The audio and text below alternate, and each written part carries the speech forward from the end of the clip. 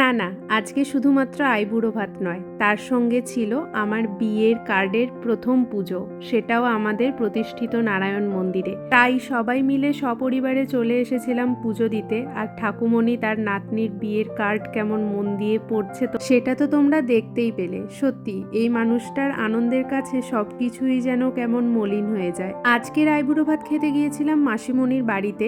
আমরা যাওয়াতে এতই ঠাকুমণি খুশি হয়েছিল যে আমাদের সঙ্গে এদিক সেদিক ঘুরে আমাদেরকে দেখাচ্ছিল কোথায় কোন গাছ আছে। আর আমরা যথারীতি বাগান থেকে কুল পেড়ে নিয়ে এসে সেটা খেতে শুরু করেছিলাম। মায়ের তাড়াতে ঝটপট করে মাসিমণির শাড়ি পরে নিলাম আর দেখলাম ঈশা প্রত্যেকবারের মতো তার থালা সাজানোর ডিউটিতে লেগে গেছে। ঠাকুমণি দাদার বিয়েতে আসতে না পারার কারণে আমাকে আর ঈশাকে দুজনকেই একসাথে আশীর্বাদ করলো। এই মানুষগুলোকে যত দেখি তত যেন অবাক হয়ে যায়। এই মানুষগুলোর মধ্যে লোভ, লালসা, হিংসা এই সমস্ত অনুভূতি কিছুই থাকে না। শুধু যেটা থাকে সেটা হলো প্রাণ ভরা ভালোবাসা আর বুক ভরা আশীর্বাদ।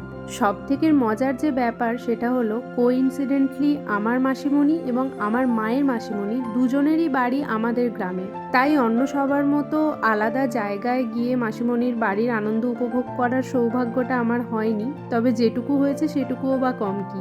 সকাল থেকে উঠে মাসিমণি এত রান্না বান্না করেছিল যে সেটা দেখে একটু ভয়ই পেয়ে গেছিলাম। খেয়ে দিয়ে বাড়ি ফেরার আগে ঠাকুমণি সবাইকে সুন্দর করে সিঁদুর পরিয়ে আশীর্বাদ দিয়ে তারপর বাড়ি পাঠিয়েছে, যে জিনিসটা আমার সত্যি ভীষণ ভালো লেগেছে। বাড়ি যাওয়ার আগে ভাবলাম যে ঈশাদের বাড়ির থেকে একটু ঘুরে গেলে কেমন হয়, কারণ কাকিমার গাছের এই এমন সুন্দর সুন্দর ফুল দেখার জন্য কাকিমা বহুবার ইনভাইট করেছে। কিন্তু সেখানে গেলে কি হবে, এই যে পোলোর জন্য আমরা সবাই ভীত সন্ত্রস্ত হয়ে থাকি।